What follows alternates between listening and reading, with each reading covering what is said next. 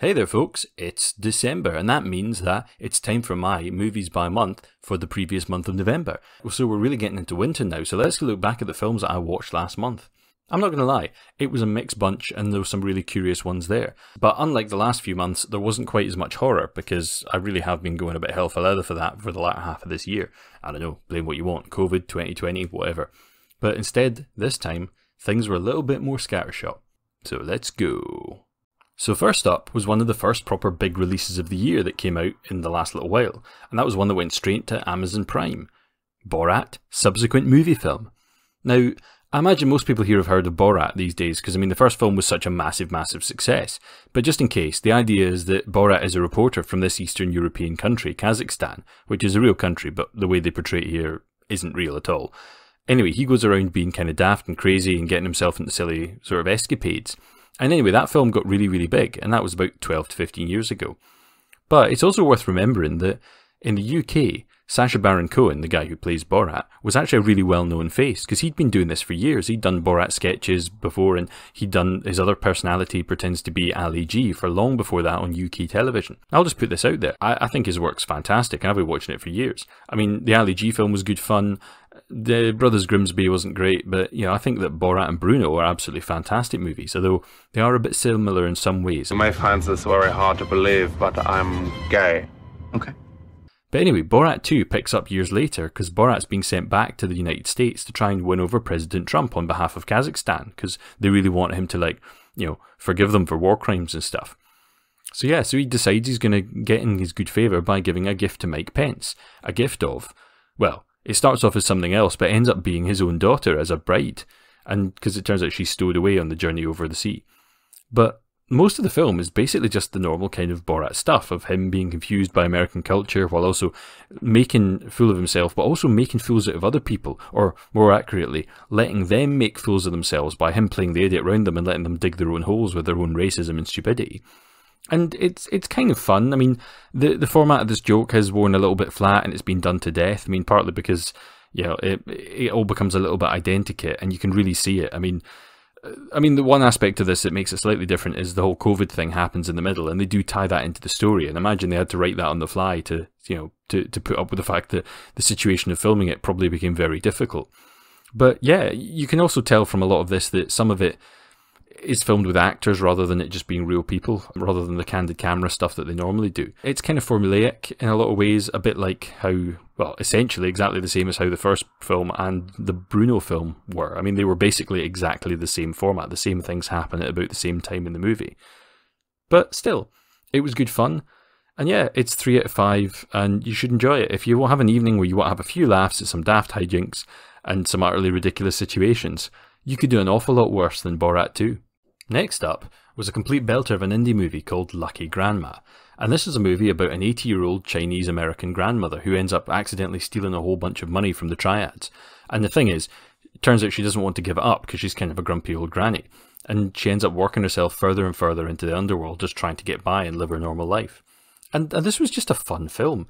And, the old lady who played the Gran, whose name I'm not even going to attempt because, I'll just end up butchering it. Turns out she was actually the first ever Chinese Bond girl, back in You Only Live Twice, which is kind of a little bit bittersweet, especially considering that, Sean Connery only died a few weeks ago. R.I.P. Big Sean. Anyway, 4 out of 5 movie. It's funny, it's silly, it's kind of touching. It'll make you want to ring up your grumpy old grandma for a bit of soup and telling off and not calling more often. Definitely recommend it. The film that I'm not going to recommend at all, though, is A Place Among the Dead. Now, if, like me, you spent most of the 90s watching the TV show Buffy the Vampire Slayer, you'll probably remember the actress Juliet Landau, who played Drusilla. Drusilla was like this quirky English vampire who was the girlfriend of Spike, who was the other quirky English vampire. Anyway, turns out wee Juliet is actually basically Hollywood royalty, because she was the daughter of, like, the Space 1999 dude Martin Landau, and Barbara Bain, who is apparently famous, but I have no idea who she is. Anyway, big noise in America, apparently. So, other than Buffy, Juliet Landau hasn't really done an awful lot of stuff. I mean, she's made bits and bobs, but yeah, her biggest thing has of late been that she was making some noise online for a few years about making a vampire documentary. like talking to loads of Hollywood pals and stuff and folks who were in like vampire shows and movies and stuff. But yeah, then it all went a wee bit quiet, and then finally out of nowhere she's turned around and said, no, I finished it and it's a faux documentary movie. And the story basically is about Landau heading out to interview people about a vampire murder as part of the documentary she's making. And of course, when she gets there, it turns out there's a load of strange things going on, and she ends up getting embroiled with, like, the murders and stuff. And it turns out the vampire serial killer might actually be after her and might actually be a vampire in real life. It's all done kind of found footage style, and it's awful. It's awful. I mean, it's so bad. I mean, not only does it look like it was filmed by, like, random film students one weekend on a road trip, but I mean, the effects, the editing, the transitions, I mean, it's amateur hour stuff. I mean, I make a YouTube channel, and I feel like I put more effort into the things with the maybe 20 or 30 quid of extra bits of bolt-ons I've bought for, like, you know, the editing software. And this is meant to have been made by professionals. I mean, Juliet Landau's husband is apparently a director of photography and a filmmaker, and yet, wow, just wow. If this had been a parody, I would have actually given it more time and credit, but it's not. And I know they only had a budget of about 50 grand to make it. I mean, but that's not nothing. And there's even a smattering of interviews of this with serious folk. I mean, folk like Anne Rice and Gary Oldman and stuff and Ron Perlman turn up in like little clips from this. But there's hardly any of them. And you start thinking, why didn't she just release, like, the documentaries? Because she obviously did the interviews. But instead, it's just this weird nonsense that's half sort of a terrible, terrible found footage serial killer movie, and then half this sort of strange bit of her complaining that actually maybe her parents were really nasty to her or something when she was a kid, and you don't know if it's real or if it's not. And yeah, anyway, 1 out of 5. Like, 1 out of 5 for this. Don't bother, stay away, do not watch this. I like Juliet Landau, she seems like a really nice person, but yikes, I mean, her and her husband should just really stick into working on other people's projects from now on. Seriously. So to wash the taste of awful out of your brain, and that much, much better movie that I watched, which is kind of based on a fake documentary as well, sort of, was one called I Was Monty's Double, which was also known as To Hell, Heaven or Hoboken in the USA, if that makes any sense to anyone. Anyway, it's a movie based on a real book about how during World War II, they actually got an actor to pretend to be General Monty, like General Montgomery, one of the British generals. So that, you know, just in case somebody tried to, like, shoot him or whatever, and to confuse people in the build-up to D-Day, that he actually make them think that he was actually off somewhere else. And what's amazing about this is, I mean, it's all a true story, but the actual actor who is in the film is a guy called M.E. Clifton James, who is the guy who really was Monty's double during, like, the war. And he also wrote the book film's based on, and he's starring as himself, which is kind of also why he looks way, way too old in the movie to be doing all this, because this film wasn't made until, like, 10 years after the war was finished or more. And he kind of was getting on a little bit by that point. And it's a 1950s black and white film, so it does have some stylistic trappings of the time, some things that have dated a wee bit.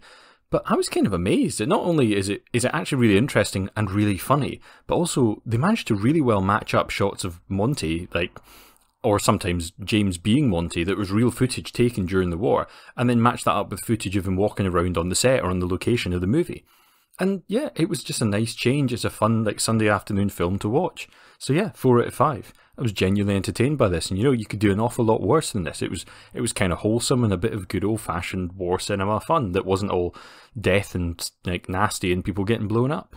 And jumping to a film that was made about 20 years later and made across the pond in America, I also saw the movie 5 Easy Pieces. Now, this was a bit of a surprise to me, since honestly, I mean, I don't actually know that much of Jack Nicholson's early career. I mean, I know his work on things like The Shining and Batman and stuff, and obviously later stuff like A Few Good Men or Blood and Wine. And Blood and Wine's interesting because apparently this was actually made by the same director. But yeah, this film was about Jack being this blue-collar working Joe guy who works on, like, an oil field. And he has this really nice but dim waitress girlfriend. And even though he seems like this spit and sawdust guy who likes, you know, going bowling and having a drink and stuff, and he's a really good whiz on the piano, because it turns out that actually, secretly, he's part of a family of super wealthy and super privileged concert musicians, but he absolutely hates being that kind of person, so he's trying to, like, go and slum it as a, like, just a working guy. But it also turns out he can't really fit in as this poor man, because he genuinely feels he's better than all these people. And there's just a really interesting film, because a big chunk of it is him having to travel across the country to visit his sick dad with his girlfriend in tow, and meeting strange people and other weird things going, and once he gets there, different things happen. But I'm not going to spoil it, because, you know, if you haven't seen it, it's really interesting. But it's not the kind of film where you can really spoil it that much, because it's more about just the acting and the way the sort of situations that are portrayed. I mean, if you know nothing else about the film, you probably have seen the famous diner sequence from it, which is just priceless. I'd like an omelette, plain, and a chicken salad sandwich on wheat toast.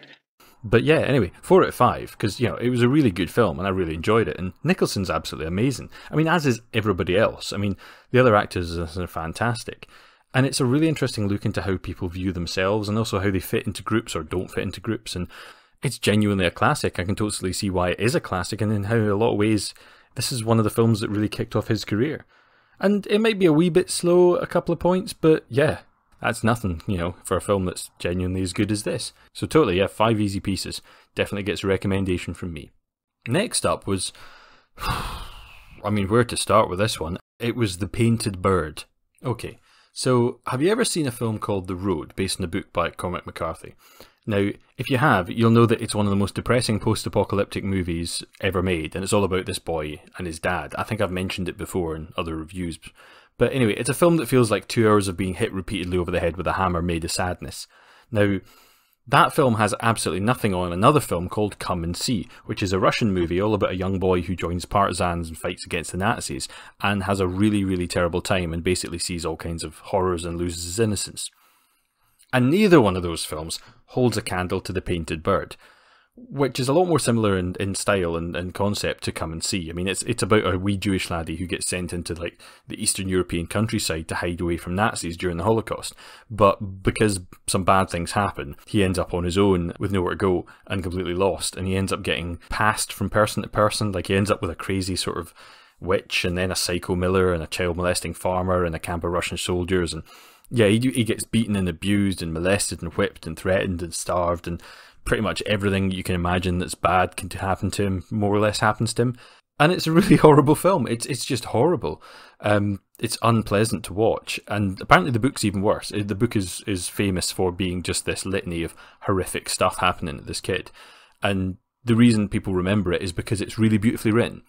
Which I suppose is much like the way that people always go on and on about how Lolita is a really, really great book. Because even though the subject matter is really horrible, the way that it's written by Nabokov is really amazing, because his sentence construction and his way of like turning a phrase is just brilliant. And, you know, I kind of agree with that. I've read Nabokov, and actually he is an amazing writer. And in a way, I kind of had to admit this film does sort of do the same thing, because it's a stunningly shot movie. I mean, every single frame of this movie is beautiful. It's beautifully composed. It's got amazing performances.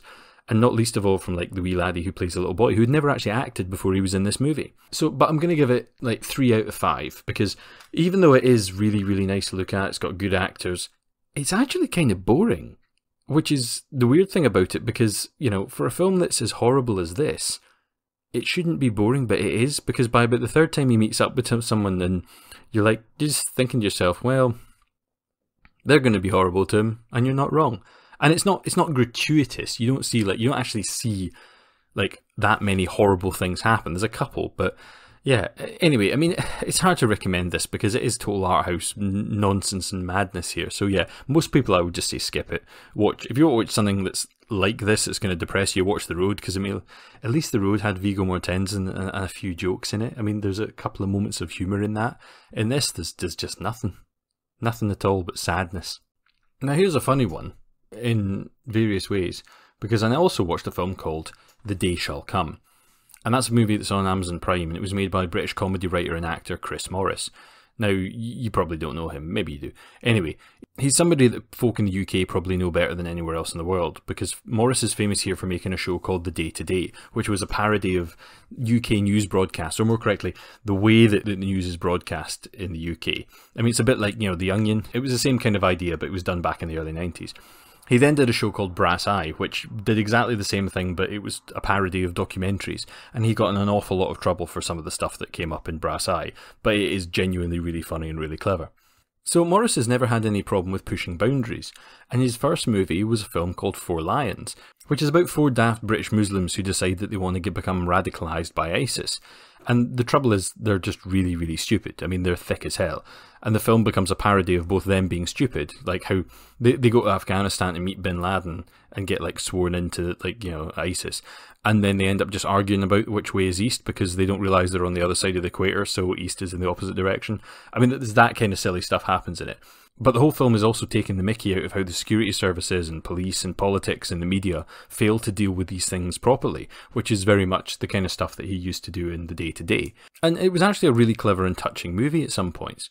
But this isn't that movie. I would recommend Four Lions, but this is The Day Shall Come. And the reason I mentioned Four Lions in such detail, apart from recommending it, is that The Day Shall Come is basically a reworking of the same idea. The only difference is, instead of being about 4 British Muslim guys, it's about 4 black guys in LA who are part of like a radical black supremacist church, one that like ends up on the radar of the FBI because the FBI wants a scapegoat to show that they're still doing good work and capturing bad groups that are going to try and, you know, do bad things to America. But because they can't find any, they have to actually end up funding and supplying them, doing like big sting operations and basically entrapping these people into strange, messy, overcomplicated schemes. Of course, the joke of this is that they're doing it to these people who are literally 4 of the most stupid, crazy, inept people you've ever met.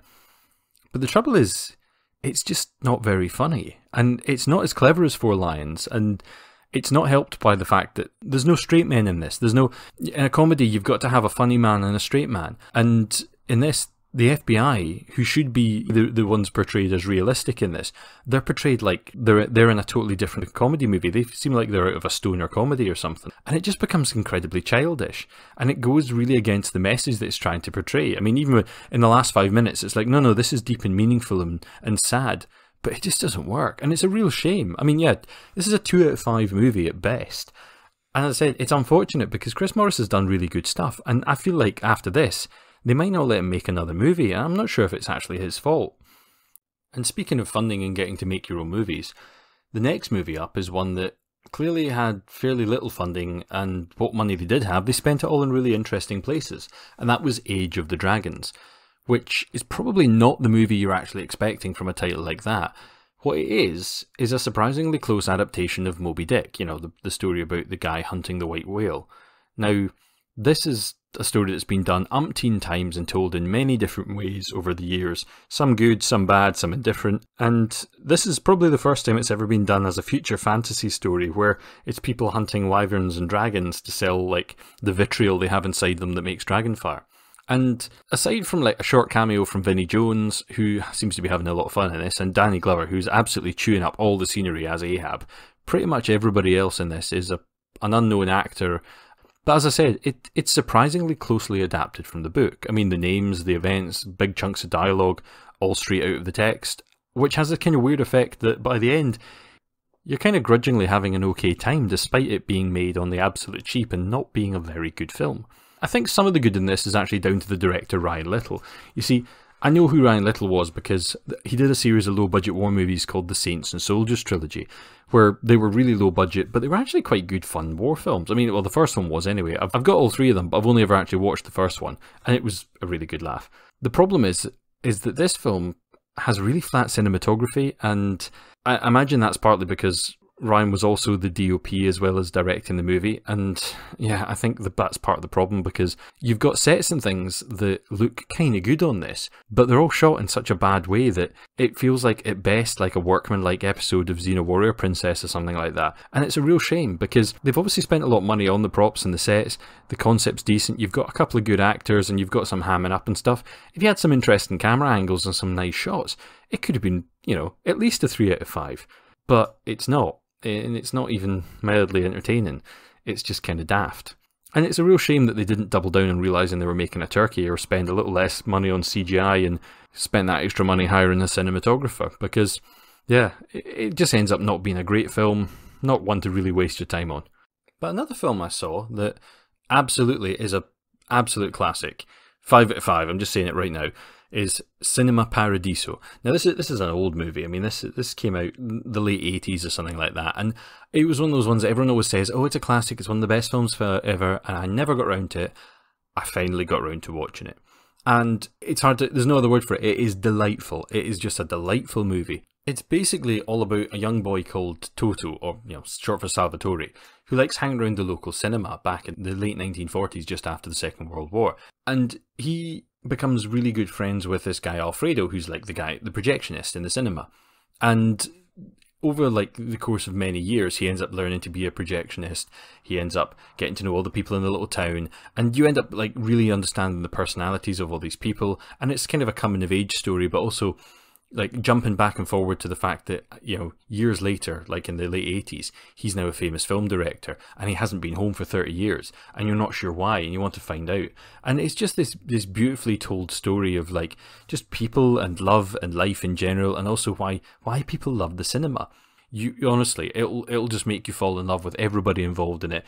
And it's really, really funny. I mean, that was even you know, just reading the subtitles. It's an Italian film. It's hysterically funny. But yeah, I would absolutely 100% check this film out. You know, get hold of a copy of it and sit down one evening if you're feeling down, because you'll just have a fantastic time. And never let it be said that I didn't bring you guys some esoteric stuff. Esoteric's the right word, isn't it? Yeah, kind of specialised interest sort of things. Anyway, yeah, I suppose so. I watched a movie called Dead Slow Ahead, and there's really no easy way to explain this. It's a strange movie. I mean, it's a mostly dialogue-free documentary about a giant shipping freighter that takes wheat from Russia to the United States. And that's it for an hour. That's all that happens in it. I mean, there's a couple of other things that happen in it. But yeah, it's just kind of a weird, complete art house cinema stuff. And I saw it part of an online Catalan film festival that was running at the end of November. And to be honest, depending when I put this video up, might still be running even then, because I think it ran into December. But yeah, what's amazing about this film is it's absolutely gorgeous. I mean, it's really beautiful and really creepy. It's kind of shot almost like something like 2001, A Space Odyssey or something, or like Event Horizon or something, or some weird David Lynch movie like Dune. I mean, it's about this gigantic boat, like the kind that you rarely ever see in real life, because unless you work in a shipping yard or something, or in freighting. And yeah, I suppose the closest thing to this would maybe be like that Captain Phillip movie with Tom Hanks, you know, as the captain and getting attacked by Somali pirates. Now, I remember watching that and being amazed at how massive these cargo vessels actually are. But yeah, Dead Slow Ahead goes one better than that film and just shoots this whole documentary like the ship is actually some kind of like spaceship in a movie. And yeah, as I said, it's only an hour long, and this is totally one for like absolute cinephiles and like movie fans who like obscure things. But yeah, so I'd consider watching it if you're into that kind of thing. 4 out of 5 for what it is. You know, if you're not into that thing, just avoid, because you'll be bored. But yeah, I thought it was actually pretty amazing to watch. And just to round things off, I'm afraid it's kind of a bit of a throwback, because the last November film I saw was a film called Welcome to the Punch, one that wasn't wholly dissimilar to the absolutely wonderful movie Night Hunter. Remember that stack of garbage? Well, this film is a similar affair, only this time it's about a British detective played by James McAvoy.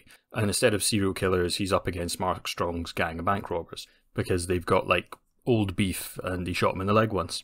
But of course things end up getting complicated when gangland connections end up shooting up Mark Strong's son, and then there's a whole load of stuff about police corruption, a bunch of army dudes, and a lot of political nonsense, and you've got pretty much every ingredient for a naff modern thriller. And there's really nothing to recommend this. This is a 2 out of 5, bit of fluff. It's a little less offensive than Night Hunter, but not by a huge amount. And it wasn't a great film to end the month on, but there you go, 2020. So yeah, that was the films I watched this month. And I know it's December, and hopefully I've managed to get this out early enough in the month. And yeah, I have been doing a few more reviews of things. So I'm trying not to fill up all my time with this, but I also, hopefully, before the end of the month, will manage to get together a wee Christmas special. But we'll see how that goes. It might happen, it might not. Life is just, you know, hectic for everybody. And maybe at some point in the new year, I'll do a roundup of the best films of 2020. But still, till next time, I've been Ian, and these have been my grumpy opinions.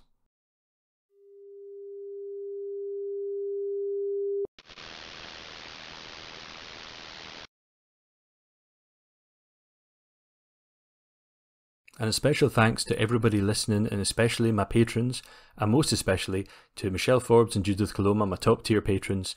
Thank you everybody. Everybody stay safe. Cheerio.